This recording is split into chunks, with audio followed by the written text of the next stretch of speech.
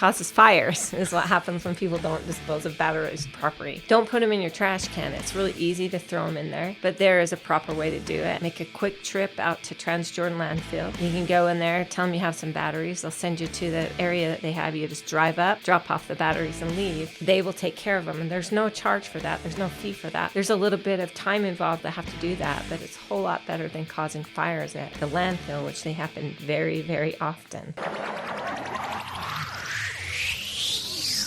Welcome to Herrimanology, the official podcast to keep up with Herriman City. We'll take you inside the city, explore the latest news and updates, show you how your government operates, and discuss the issues that affect us all. Now, here are your hosts talking all things Herriman on Herrimanology. All right, welcome to Herrimanology. It is Thursday, September 25th, and yes, it's been almost 20 days since our last Herrimanology. Sorry, I've been out of town a couple times, been pretty busy around here, and sometimes it just doesn't happen. So, but we did have a city council meeting last night we want to talk about and a couple of other updates. So I'm John LaFollette, communications manager, joined today by City Councilmember Sherrie Ohrn. How are you? I'm great. Thanks. Thanks for coming in. I think you drove a long way to get here. So appreciate that. Events this morning and back to here. No worries. Yeah. Let's talk about that city council meeting last night. It wasn't very long, but there were a couple of key things we want the public to be aware of. First, we'll talk about there's a report by the Public Works Director, Justin Edwards, and Anthony Tusher, our Deputy Director of Parks, Recreation, and Events. I should have just said their names, said their titles, but they talked about city water usage over the last few years. We've been talking about being smart with our water usage, and in years past, we've talked about conserving because of a drought, but we talked about a larger conversation last night. First, the city's water usage over the last few years, residents' water usage over that same time period, and what it looks like going forward. So water has always been a real passion of mine. I had an opportunity to serve on the Jordan Valley Water Conservancy District Board for a time, and that was a great opportunity. But water is just such a critical component of what we're doing in the state. We're the second driest state in the nation. And so we talk a lot about, we see a focus a lot on water conservation when we hear drought. We really can't go in that direction, in my opinion. We have to just understand that we're a very, very dry climate here. And we should never focus on drought. We should always focus on water conservation because it's the problem. We're a growing state. And if we want to continue to grow, we really have to focus on better use of our water. I spoke a little bit last night about, it's kind of like what we saw in the charts that he presented was we had a really big push for conservation because we were in a severe drought a few years ago, and we pushed hard with the messaging and things like that, and our public responded really well, and we saw a dip in water use and better water use. And then what happened, we got a couple of decent years of snowpack, and it kind of let off, and people are like, oh, we have water. And so we see the habits of humans, which is very common, to go back up to old habits, to where we're keeping things greener, we're maybe overwatering lawns, those types of things. And we just saw that with our water usage. We saw a dip with good conservation, and then as soon as people let off, we see a real spike in usage. So we really have to change the way we think about water and the way we use water. I used an example of a diet. So, we're overweight, and so we've got to really change our eating, have better eating habits. And as soon as we lose that weight, we're like, okay, good. I can go back to my old habits, and we just see the weight go back up. It's the exact same thing with water. And what we really have to do is change the way we think about water. We have to change a lifestyle of the way we utilize water in the state, because it's not going to get better. We live in a dry climate, so we can never think about it as, well, it's just because we're having a drought. No, it's because we live in a dry climate. We have to make sure water conservation is just simply a lifestyle that we opt to choose. Yeah, the vast majority of water usage goes to landscape. There are ways to reduce water usage in the home, shorter showers, more efficient toilets, and things like that, finding and eliminating water leaks. Landscape is by far the biggest chunk of water usage. It's interesting when you travel to other desert states like Arizona, I went to earlier this year. with this on my mind, I noticed there are a lot of playing fields because sports are huge there. And those playing fields are grass areas, like big, large grass areas that very clearly get irrigated. But there's not a lot else. There aren't a lot of park strips with grass in them, or even front yards. People have various types of landscaping, or even some people have artificial turf. It's just interesting that there seems to be a lot less grass and therefore potentially wasted water on places where people aren't going to really use the grass. Yeah. There are other pretty looking landscapes you can do that don't use much water, and the state of Utah has made efforts over the last several years to kind of point that direction. But people need to change, as you were saying, change their lifestyle, change their watering habits, change their expectations of landscaping more to that, because we never know what the weather is going to look like. And even in a good weather year, water gets depleted pretty fast because we just water. You hit the sprinklers on, and some people are watering 7 days a week. And I think of some HOAs as I'm driving home after work. I'm like, it's 5:00. It's 100 degrees outside. It's sunny. I know they watered the last 2 days. It's watering right now as I'm driving home. And I know they're going to water every other day of the week because it's just automatically programmed. But it's important to take the steps to stop that and just be smarter with water use. Yeah, the evaporation rate when you're watering that time of day is crazy. It's not infiltrating into the ground. So it's just critically important that we look at those things. And we can't ever think of like xeriscape or water efficient landscaping thing as, oh, good, now there's no more maintenance. Because what will happen is then weeds will grow. And then people will be like frustrated. And I like my Kentucky bluegrass the same as the next person. It's gorgeous. It's beautiful. It's easy. You just run across it with the mower, right? But the reason it's called Kentucky bluegrass is because that's really where it should grow in environments that don't require the irrigation that we require. And so we just have to come up with a different mindset. It can be beautiful. It can be very attractive, this more water efficient landscaping. But it doesn't require no maintenance. It does. But we just have to adopt that mindset that we have to see a different beauty. We have to see a beauty not in Kentucky bluegrass, but maybe in Utah desert climates. Yeah. I'm tempted to go on for another 10, 15 minutes here because I flipped my yard this year, and maybe that's another conversation for another day, but there will be more to come on that. And it's interesting. We talked about public messaging last night and how we can try to help the public work with us to reduce water use. And one thing I'll say, it's interesting that when we pushed out conservation messaging several years ago, most people bought in, and we saw water usage dip, and some people's yards were yellow, and people were okay with that. As we pushed out conservation messaging, very similar messaging last year and this year, there was more pushback. And a lot of people said, once we see churches and the city and schools and businesses and HOAs fix their watering, then we'll adjust ours. And I get why people are saying that, but at the same time, it's one of those things that takes all of us. No single entity can solve water usage, but we all have to do our part. Yeah, I agree. You can see that driving in front of City Hall down Main Street. You can see that we're flipping those medians and trying to get rid of that water waste. Plus, it was ruining our asphalt. So really trying to better utilize that type of stuff. So I agree 100%. It takes all of us to make it will take all of us to make a difference in this. Yeah. For the sake of time, we'll move on, but this is something we can go on about for a while. But you also talked about a recent board meeting with the Transjordan cities, and we talked about that transition as a city joining that group of cities, and they deal with waste disposal and things like that. But you talked about a recent conversation about glass recycling and proper battery disposal and problems that happen when people don't dispose of batteries properly. Yeah, for sure. It causes fires is what happens when people don't dispose of batteries properly. Don't put them in your trash can. It's really easy to throw them in there, but there is a proper way to do it, and it's just make a quick trip out to Transjordan landfill.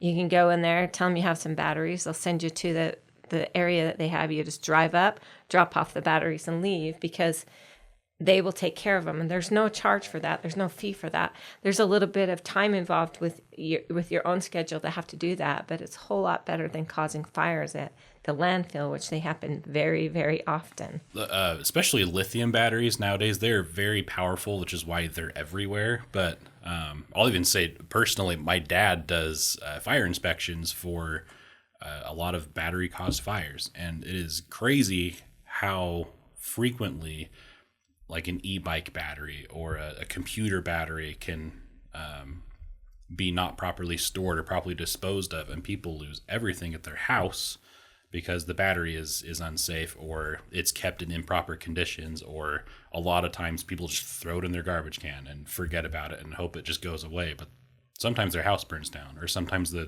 garbage truck catches on fire, or the landfill has a fire a couple times a week.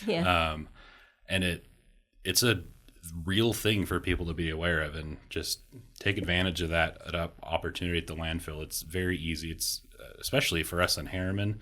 So the landfill's right there. It's just right up the road. So just take the extra step, help everybody be safe, and that's just the smart thing to do. Yeah, and I think people sometimes are just not aware of that. They just throw them in the garbage, just think it's trash, but it really is dangerous. Yeah. One voting item we wanted to touch on was we term a land purchase agreement with Olympia Ranch. Basically, we're able to take some county funding and purchase land for future road use, and this was formalizing an agreement to do just that. We apply for a corridor preservation fund is the bucket of money that is at the county, and what it says is that if you can bring us a project, we approve it. We have to pay for it first. Herriman City will buy the land, and then we get reimbursed from the county for the purchase of that right-of-way.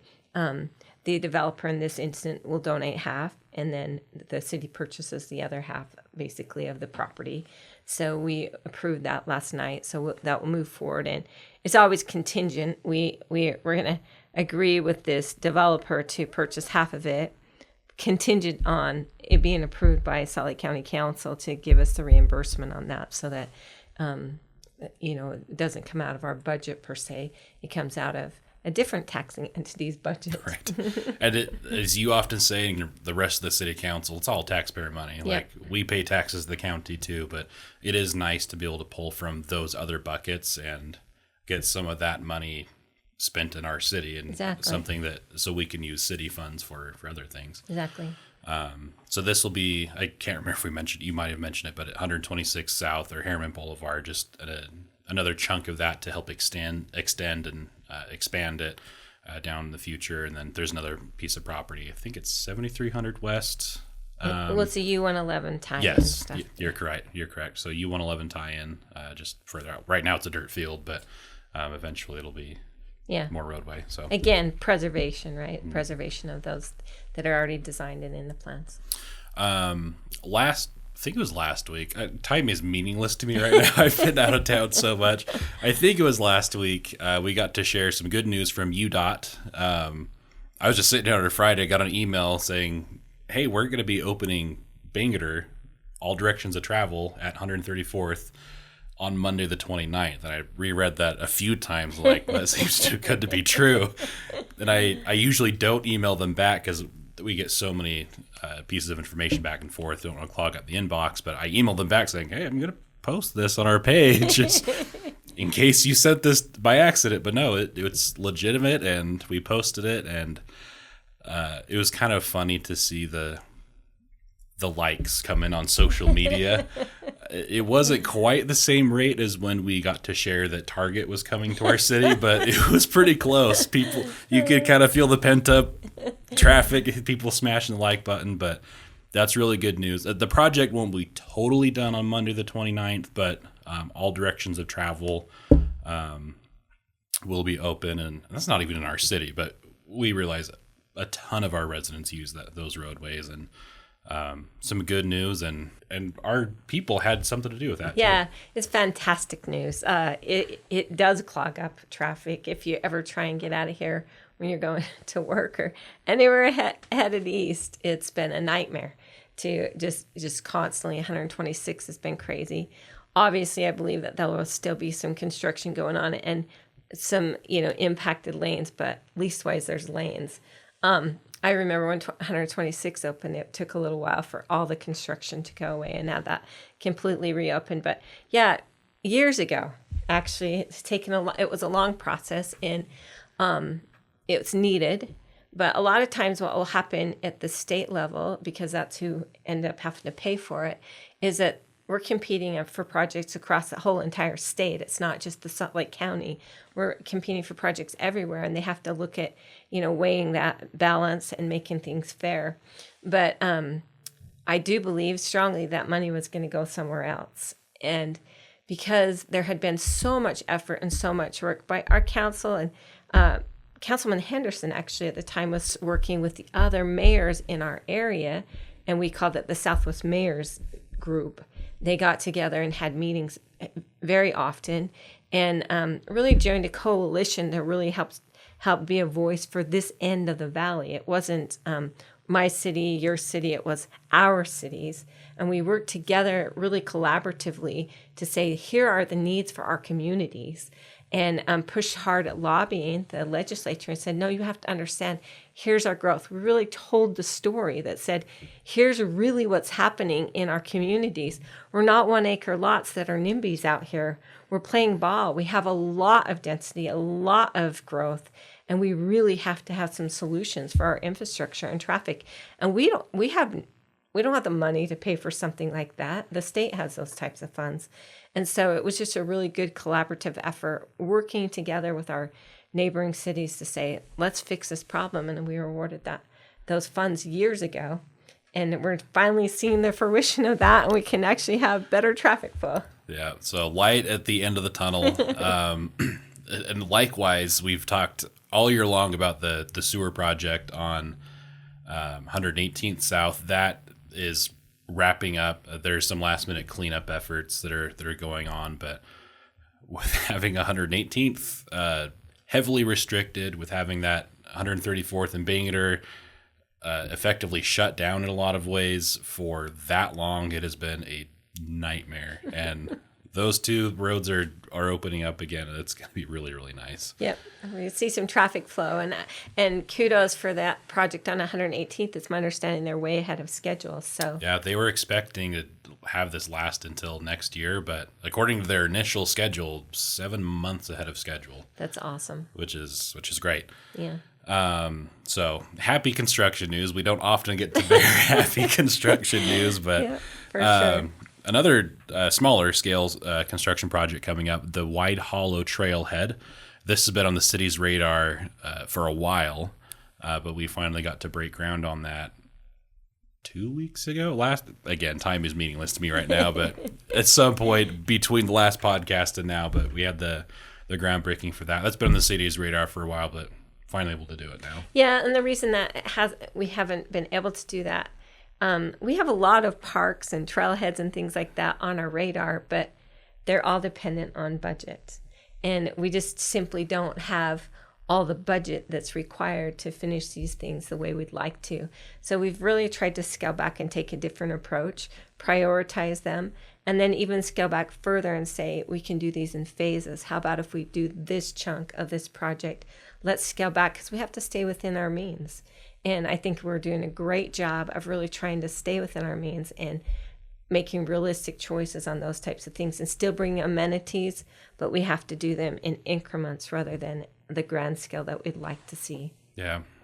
One cost-saving measure, I guess, if you want to put it that way, is some millings from road projects in other parts of the city where they kind of grind up the road and then repave it. Those millings aren't just taken out to the landfill; they're stored at our public works yard. And in this case, this trailhead will use a good chunk of those and go basically pave the parking lot with those. You just kind of compact them down, and you can make a decent parking lot out of those. So reusing some old material that isn't really good for a whole lot else, but really fits well for that sort of application, and that way we don't have to pay for new pavement. So yeah, and I love that, just out of the box thinking of how can we continue to do good projects and still stay within budget. I think the city does well with that.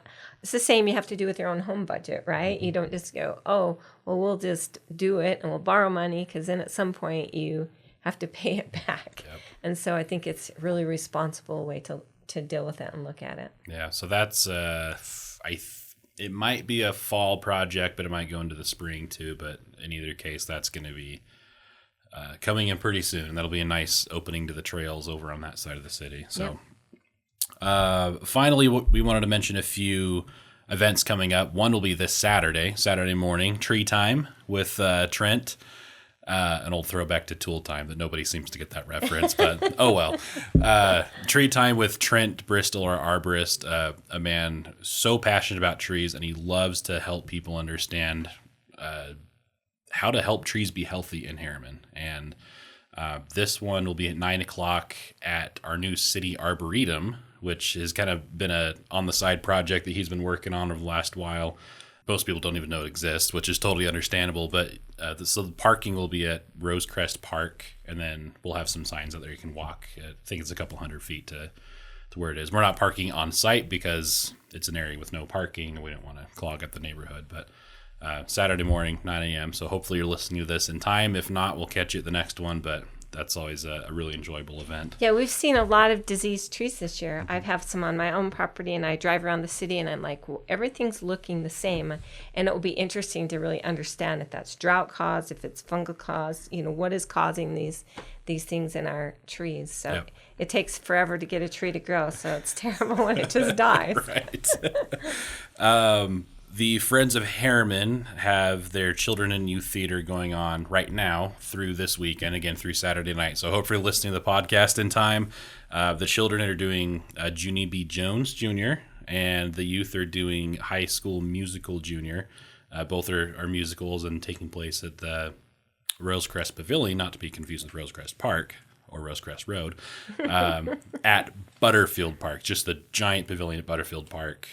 Go out there. It's in the evenings. They're one right after the other over the next couple of days. Yeah. And they always do such a good job. Such a good job. Talented people who help them, kids who act. It's awesome. So please go support them.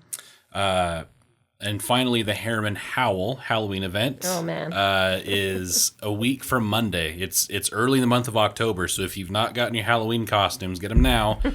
Not a requirement, but it's fun to see people dressed up in whatever they dress up in and have a lot of fun with the Herriman Howl just outside here, next to the City Hall at Crane Plaza, Crane Park. So yep, it's a great activity, one of the best we probably have in our city, but it is well attended. Yes. So arrive early, get parking, and plan to stay. So that'll be it for today. Sorry, a bit longer today, but we had some catch up to do. So Councilmember Ohrn, thank you so much for joining today.